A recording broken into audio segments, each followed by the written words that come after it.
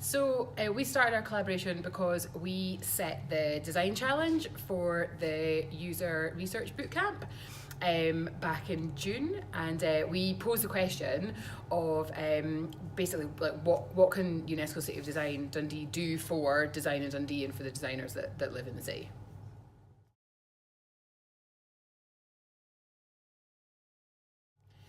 So the collaboration developed because we were so impressed actually at the results that we got at the user research bootcamp, because the wealth of information and the multiple different viewpoints and different angles that things were coming at was really helpful to us. And so we kind of felt a little bit like that was just the beginning, and would there be an opportunity to maybe do like another step.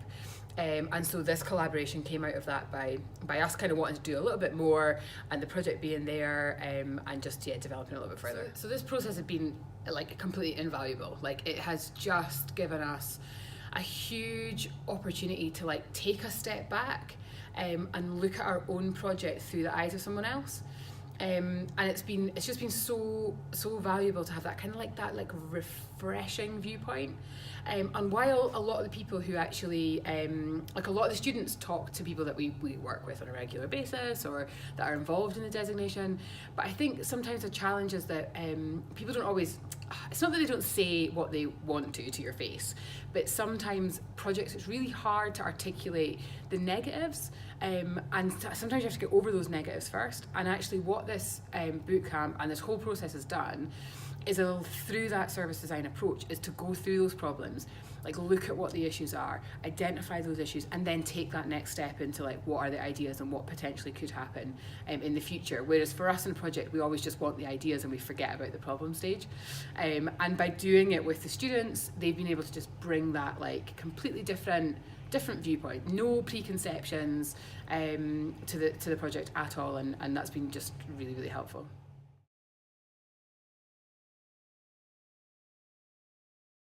When I initially started, I've been put up in touch with UNESCO Dundee City of Design by Service Design Academy Dundee. I was looking for my final project because I had no opportunity to put it in practice in my workplace. So Service Design Academy Dundee just because they had this opportunity, they said, would you like to take this opportunity and maybe start collaborate, and we can facilitate that for you. And I was really excited about that, because it was the only thing that was missing for me to complete my project. So it was a tremendous help, because it gave me the opportunity to put up in practice everything that I've learned up to that stage. So all the user research, the boot camps, tools and methods. So I was really thinking what I'm going to do next, because I don't have a project in my pipeline. So that was really useful.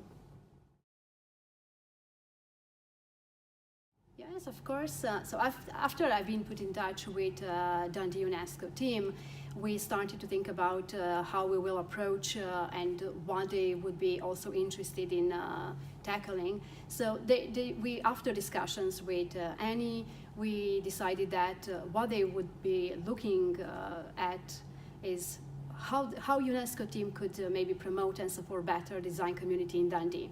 So starting from there, I said, okay, I will go back and see to put up a sort of a plan forwards and send it to Anne for confirmation, approval, suggestion.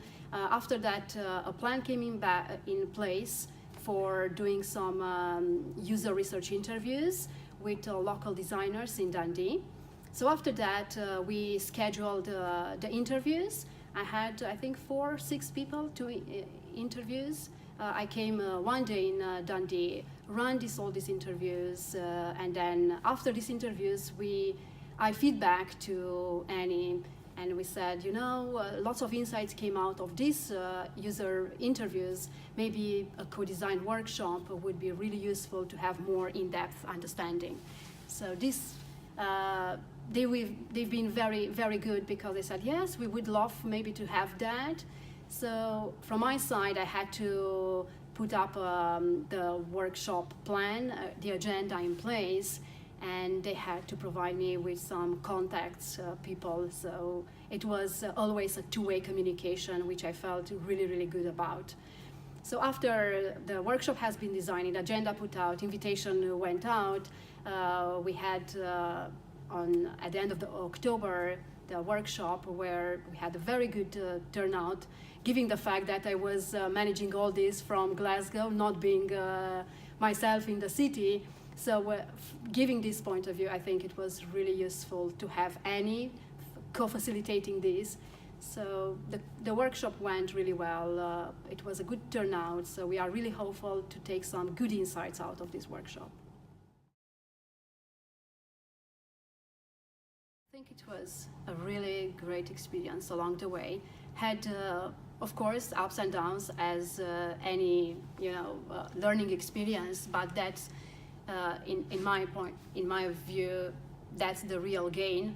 It has ups and downs because put me in front from the very beginning up to the end of my project with real life challenges you will have in a project.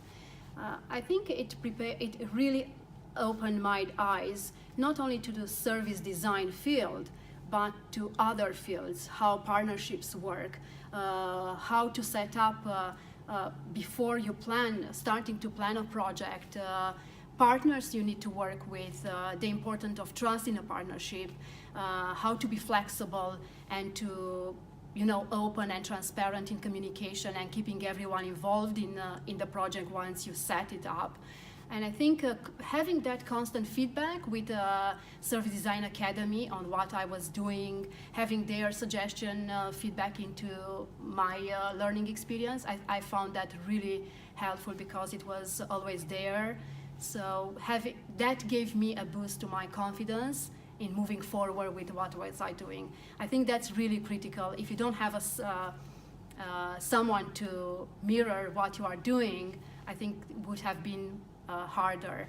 But I'm definitely, especially after today's workshop, I feel more confident because having that opportunity to set up something and doing by yourself, I think that's what everyone needs at the end of, so having your project up and running, it's a milestone in completing my studies.